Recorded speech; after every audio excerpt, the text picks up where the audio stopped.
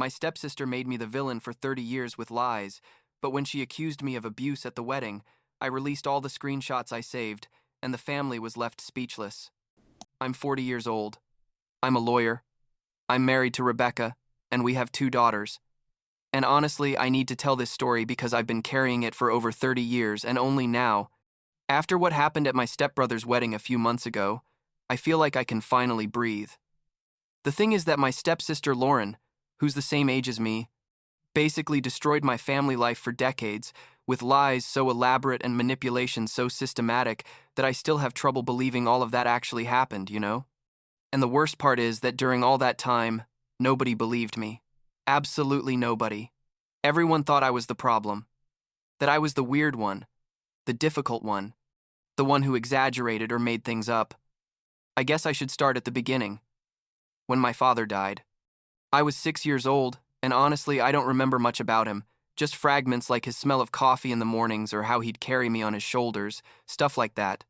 My mom, Virginia, was left a widow with a small child, and obviously it was really hard for her, economically and emotionally. About a year passed, maybe a year and a half, and she met Raymond, and they fell in love, I think. Or at least, it seemed that way. I was 7 or 8 years old when they got married, and suddenly I had a stepdad and a stepsister, Lauren, who was exactly my age. We were born months apart. At first, everything seemed normal. I mean, as normal as a blended family can be. Raymond already had 2 sons from a previous marriage, Adam and Peter, who were older than us and lived with their mom but visited often. Lauren was an only child up until that point, and so was I. So I guess for the adults it made sense that we'd get along because we were the same age.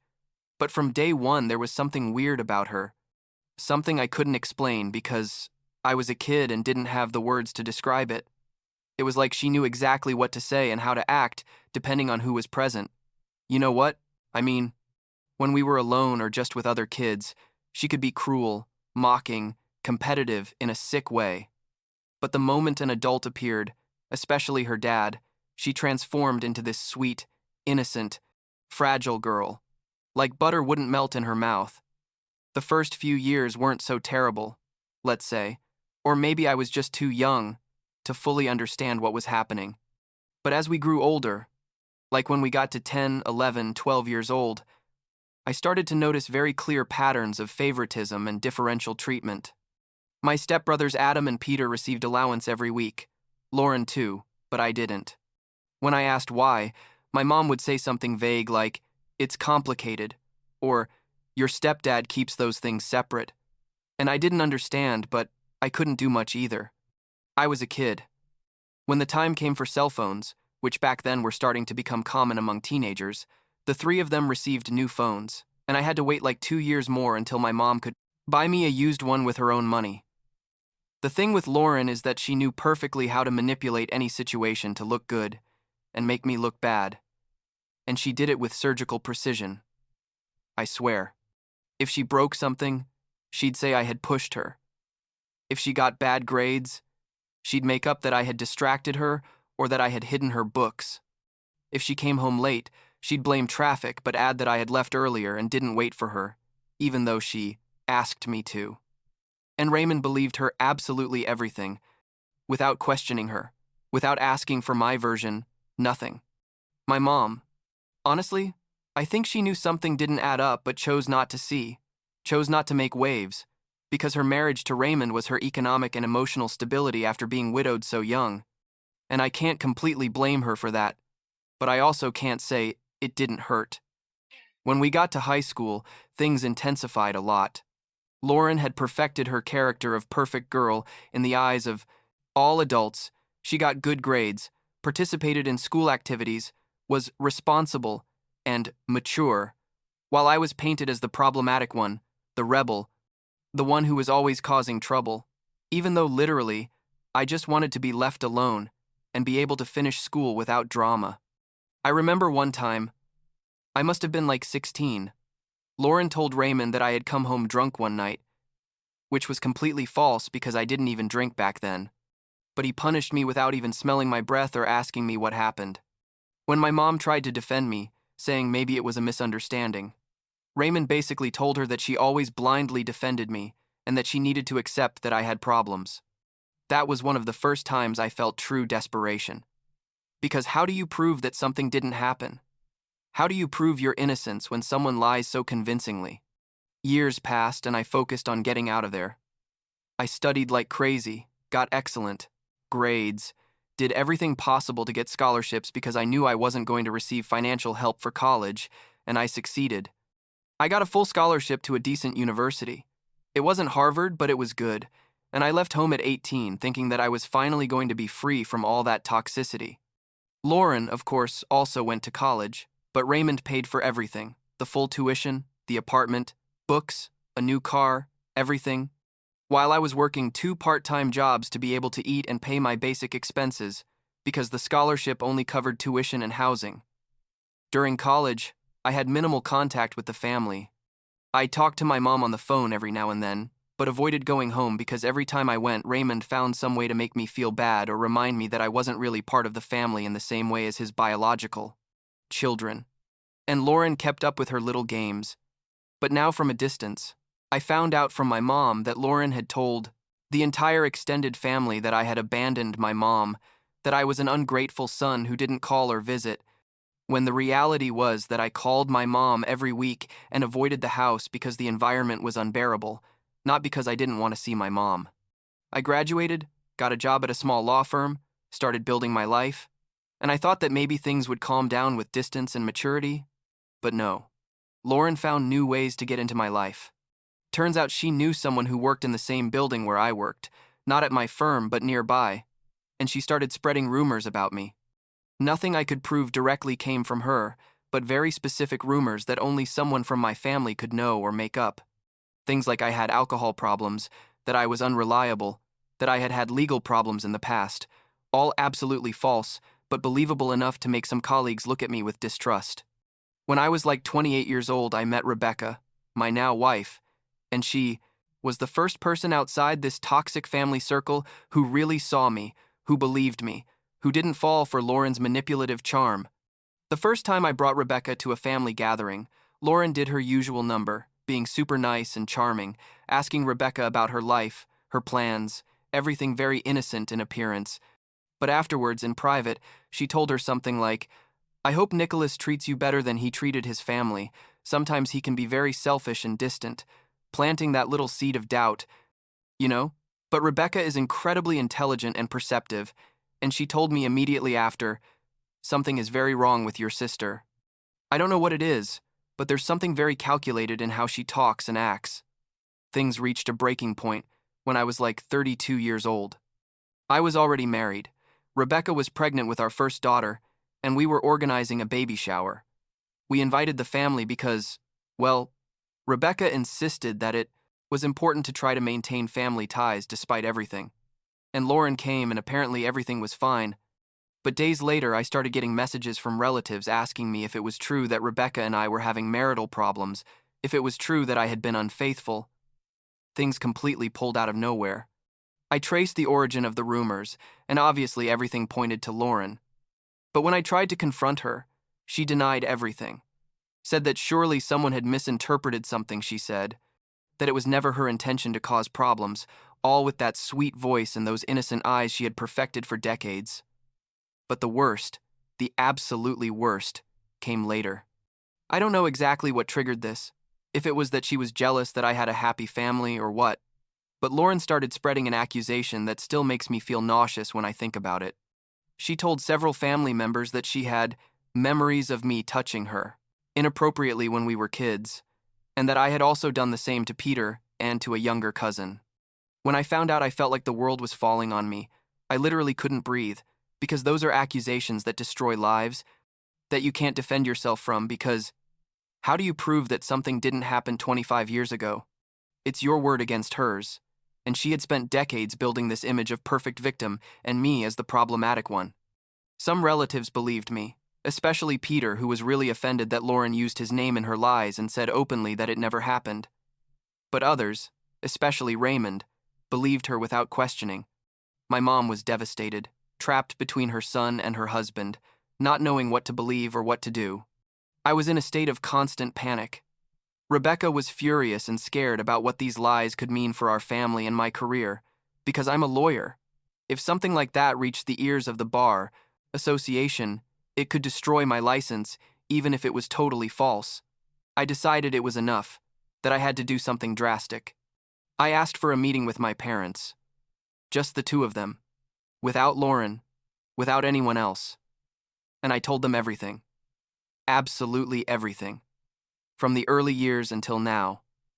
All the lies, all the manipulation, all the years of feeling like a stranger in my own family, and for the first time, my mom really listened, really saw the pattern. Because when I put it all together, chronologically, with specific examples, it was impossible not to see that there was a systematic pattern of behavior for over 25 years. Raymond didn't completely believe me yet, but my mom did, and I think she started pressuring him to at least consider the possibility that his daughter wasn't what he thought. All that stress took its toll on me physically. I ended up hospitalized with pancreatitis. The doctors said it was from extreme stress and anxiety. I spent like a week in the hospital connected to IVs and with unbearable pain. And Rebecca was there with me, pregnant with our second daughter, taking care of me and promising me that we were going to get through this together. While I was in the hospital, my mom came to visit me and cried. She asked me for forgiveness for all the years she didn't defend me, didn't believe me, chose peace over truth, and I didn't know what to feel. I was angry, but also relieved that finally, someone saw me. My mom, Peter, Adam, and I developed a strategy. It sounds ridiculous to say it like that, but basically it was a family survival strategy. We decided to implement what we called the silent treatment, not confront Lauren directly, because that would only give her opportunity to manipulate the situation, but simply ignore her completely, not respond to her messages, not get involved in conversations with her, treat her as if she were invisible. It sounded cruel, but after decades of emotional abuse and manipulation, it was the only thing we could do to protect ourselves. The next 2 years were strange. Lauren constantly tried to get attention, sent long messages asking why we were excluding her, what she had done wrong, playing the victim as always, but nobody responded. She tried to use Raymond as an intermediary, but even he was starting to see cracks in her perfect story, because the accusations about me were falling apart when Peter and the cousin publicly confronted her lies. Lauren became increasingly desperate, her messages more incoherent, and it was like watching someone lose control of the narrative she had built so carefully during her whole life. Then came Peter's wedding, my stepbrother, like 6 months ago. It was a big, beautiful wedding, at an elegant venue. All the extended family was invited, and obviously Lauren was there too. During the reception, she approached Rebecca, who was sitting at our table with our 2 daughters, and started one of her manipulative conversations, trying to convince Rebecca that I was the problem, that the family missed me, but that I was too proud to reconcile, all her twisted narrative. Rebecca listened to her with a completely neutral face, and then told her, very calmly, "Lauren, I know exactly who you are and what you've done for years. And neither you nor anyone is going to make me doubt my husband, so please get away from my table." Lauren turned red, stammered something, and left. And I felt a mixture of pride for Rebecca and accumulated rage from decades that needed to come out somehow. Later that night, after some drinks, Lauren started sending messages to the family group chat. Long and dramatic messages about how she was the victim, how I had traumatized her as a child, how the family had abandoned her unfairly, basically doubling down on all her lies in digital format. And I couldn't take it anymore. I had endured enough during my whole life, and I decided it was time to end this once and for all. I opened the group chat, where everyone was, uncles, cousins, grandparents, everyone, and I started sharing screenshots, messages that Lauren had sent me over the years where she contradicted her own lies, where she admitted things she later denied publicly, conversations where she herself acknowledged that she had lied about certain situations but asked me not to say anything. I had saved everything, every suspicious message, every contradiction, for years without even knowing if I'd ever need it. And there it was, digital evidence of decades of systematic manipulation. I also shared messages where Peter and the cousin categorically denied her abuse accusations, testimonies from other people she had manipulated. Everything. I put absolutely everything there in that chat. Lauren tried to do what she always did, expert-level gaslighting, saying that I had taken everything out of context, that those messages didn't mean what I said they meant, that I was manipulating the situation to victimize myself. But this time, it was different. This time, other family members started sharing their own experiences with her. A cousin said that Lauren had lied to her about another cousin to cause a fight between them. An uncle told how Lauren had invented a story about financial problems to get money from him. Peter shared messages where Lauren tried to manipulate him against me with obvious lies. And it was like opening a floodgate. Everyone had a story about how Lauren had manipulated them, lied, used them, but everyone had kept quiet thinking they were the only ones, that nobody would believe them. The chat exploded, basically, and Lauren went into total damage control mode, writing increasingly desperate messages, more incoherent, trying to explain each accusation, but only digging herself a deeper hole with each attempt. Eventually, she left the chat, then came back asking for forgiveness, then left again saying everyone was cruel. It was a total and complete disaster, and for the first time in 30 years, felt that finally, the truth was coming to light in a way that couldn't be ignored or minimized. A few days after the wedding, my mom called me, crying, and told me she was so sorry, that she had been blind for years, that she had chosen comfort over protecting her son, and that if she could turn back time, she would do everything differently.